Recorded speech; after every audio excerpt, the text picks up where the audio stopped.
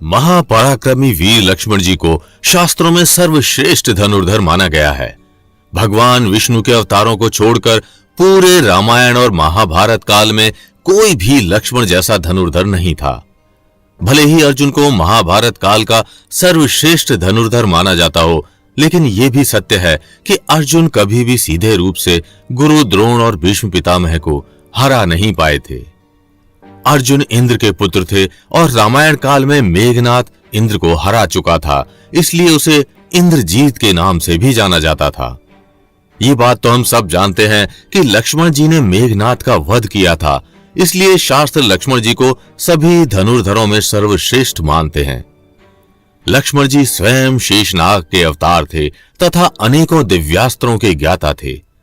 लेकिन शायद आप ये बात जानकर चौंक जाएंगे कि लक्ष्मण जी अजेय योद्धा नहीं थे, अर्थात वे भी युद्ध में हारे थे। लक्ष्मण जी को 3 अलग अलग योद्धाओं ने हराया था। तो आइए जानते हैं कौन थे वो 3 योद्धा जिन्होंने इंद्रजीत का मर्दन करने वाले लक्ष्मण जी को हराया। इनमें से एक योद्धा ऐसा भी था जिसने हनुमान जी तक को बंदी बना लिया था और सीधे श्री राम जी से भिड़ गया था। तो आइए जानते हैं रामायण की इन रोचक घटनाओं के बारे में। तुलसीदास जी द्वारा रचित श्री रामचरितमानस में हमें मेघनाथ और लक्ष्मण जी के युद्ध का वर्णन मिलता है। लक्ष्मण जी को हराने के लिए मेघनाथ ने हर प्रकार के दिव्यास्त्रों का प्रयोग किया, लेकिन वीर लक्ष्मण जी ने उसके हर वार को विफल कर दिया। आगे तुलसीदास जी लिखते हैं कि अंत में मेघनाथ ने लक्ष्मण जी पर शक्तिपाश का प्रयोग किया और लक्ष्मण जी मूर्छित हो गए। मूर्छित लक्ष्मण को देख श्री राम समेत पूरी वानर सेना में दुख पसर गया। बाद में हनुमान जी द्वारा लाई गई संजीवनी बूटी से लक्ष्मण जी की जान बचाई गई। वहीं महर्षि वाल्मीकि द्वारा रचित रामायण की कहानी इससे विपरीत है। महर्षि वाल्मीकि के अनुसार लक्ष्मण जी और मेघनाथ के बीच एक भयंकर द्वंद्व युद्ध हुआ जो 3 दिन और 3 रात तक चला था। बाद में विभीषण की सहायता से लक्ष्मण जी मेघनाथ को मारने में सफल हुए। अपने पुत्र की मृत्यु से क्रोधित हो रावण ने अगले दिन के युद्ध में विभीषण पर 3 भयानक बर्छियों का प्रयोग किया। लक्ष्मण जी ने अपने बाणों से रावण की तीनों बर्छियों को विफल कर दिया और विभीषण के प्राण बच गए। लक्ष्मण जी द्वारा की गई इस दखलंदाजी ने रावण की क्रोध रूपी अग्नि में घी का काम किया। रावण के सामने उसका असली शत्रु आ गया था और वो लक्ष्मण जी से अपने बेटे मेघनाथ की मृत्यु का बदला लेने को बेचैन था। वाल्मीकि रामायण युद्धकांड सर्ग 55 के अनुसार रावण ने अपनी उस बर्छी का प्रयोग लक्ष्मण जी पर कर दिया तथा असहनीय बर्छी की मार से लक्ष्मण मूर्छित हो गए। इस प्रकार श्री रामचरितमानस के अनुसार लक्ष्मण जी को मेघनाथ ने मूर्छित किया था, वहीं वाल्मीकि रामायण के अनुसार रावण ने लक्ष्मण जी को मूर्छित किया था।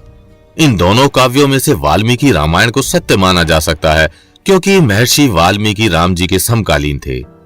श्री राम रावण के समकालीन रहे। महर्षि वाल्मीकि के युद्धकांड में वर्णित घटना के अनुसार लक्ष्मण को रावण ने मूर्छित किया था। दोनों काव्यों में भले ही इस घटना का अलग ढंग से वर्णन हो, लेकिन इन दोनों काव्यों में इस बात का जिक्र है कि लक्ष्मण जी मूर्छित हुए थे और वे हार गए थे। लेकिन यह घटना पहली और आखिरी घटना नहीं थी जब लक्ष्मण जी हारे थे। इस घटना के बाद लक्ष्मण जी 2 अन्य योद्धाओं के हाथों भी हारे थे। तो आइए जानते हैं उन 2 योद्धाओं के बारे में जिन्होंने लक्ष्मण जी को हराया था। राम रावण युद्ध के बाद भी श्री राम जी के जीवन में शांति का वास नहीं हुआ। अयोध्या का राजा बनने के बाद प्रजा की आज्ञा पालन हेतु उन्होंने अपनी भार्या माता सीता का त्याग कर दिया।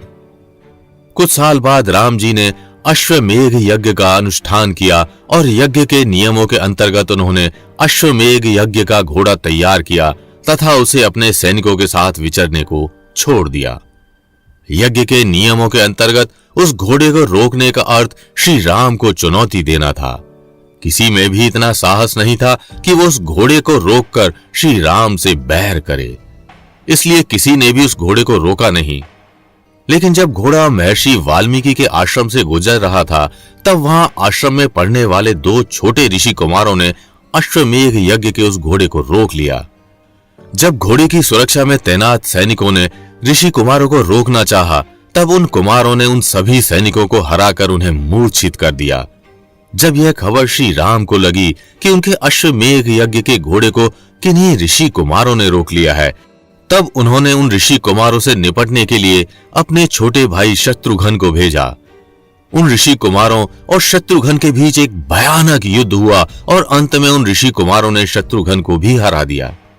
इसके बाद श्री राम ने उन ऋषि कुमारों से लड़ने के लिए स्वयं लक्ष्मण को भेजा और एक विशाल युद्ध के बाद इंद्रजीत विजेता लक्ष्मण जी भी उन कुमारों के हाथों हार गए। बाद में श्री राम का आदेश पाकर भरत और हनुमान जी भी आए।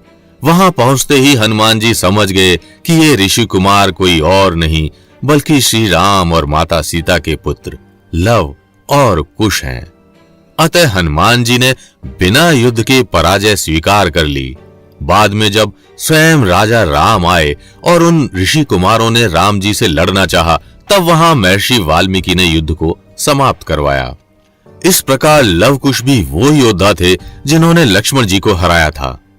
लवकुश ने माता सीता के गर्भ से जन्म लिया था और माता स्वयं महाशक्ति थी, इसलिए लवकुश में भी उन्हीं का तेज था।